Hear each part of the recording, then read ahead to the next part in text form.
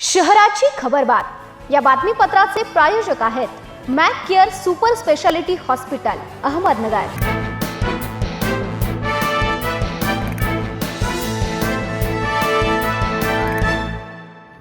प्रेक्षको नमस्कार, मी दिशा। न्यूज 24 सह्याद्रीमध्ये तुमचे स्वागत। पाहूया अहिल्यानगर शहरातील महत्त्वपूर्ण बातम्यांचा आढावा शहराची खबरबातमध्ये। एमआयडीसी पोलिसांनी फरार असलेल्या आरोपीला नागापूर येथील रेणुका माता मंदिर परिसरातून अटक केली। मट्टस उर्फ अजय सोमनाथ गुळवे असे अटक केलेल्या आरोपीचे नाव आहे। आरोपी सराईत गुन्हेगार असून तो नागापूर परिसरात येणार आहे अशी माहिती पोलिसांना मिळाली होती। ही कारवाई सहाय्यक पोलीस निरीक्षक माणिक चौधरी यांच्या मार्गदर्शनाखाली करण्यात आली। महापालिका निवडणुकीत कोंडी करण्यासाठी भाजपसह सत्ताधारी विरोधकांवर पाळत ठेवत आहेत। विरोधी नेत्यांच्या सभा होऊ नये यासाठी मैदाने आधीच अडवली जात आहेत। तसेच आमच्या दोघांवरही त्यांची नजर आहे असा आरोप काँग्रेसचे प्रदेशाध्यक्ष हर्षवर्धन सपकाळ यांनी सत्ताधाऱ्यांवर केला।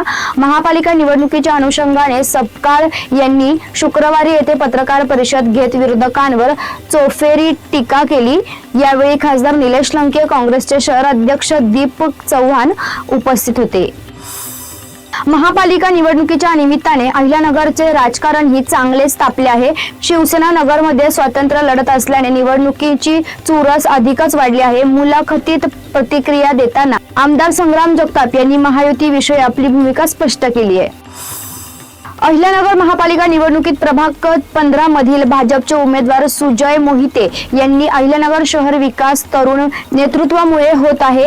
आमदार संग्राम जगताप व माजी खासदार सुजय विखे पाटील यांनी शहराचा चेहरा बदलला।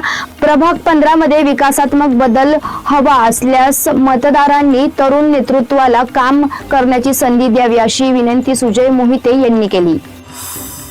अहिल्यानगर महापालिकेची निवडणूक रंगात आली आहे। शहरात युतीने प्रचाराचा धुराळा उडवून दिला आहे। अशातच प्रभाग 3D मधील भाजपचे उमेदवार रुगदेव गंधे यांना अक्षप उमेदवार अभिजित दरेकर यांनी पाठिंबा दिल्याची माहिती माजी खासदार डॉक्टर सुजय विखे पाटील यांनी दिली आहे। शहराची खबरबातमध्ये आपण इथेच थांबतोय, मात्र तुम्ही पाहत राहा न्यूज 24 सह्याद्री।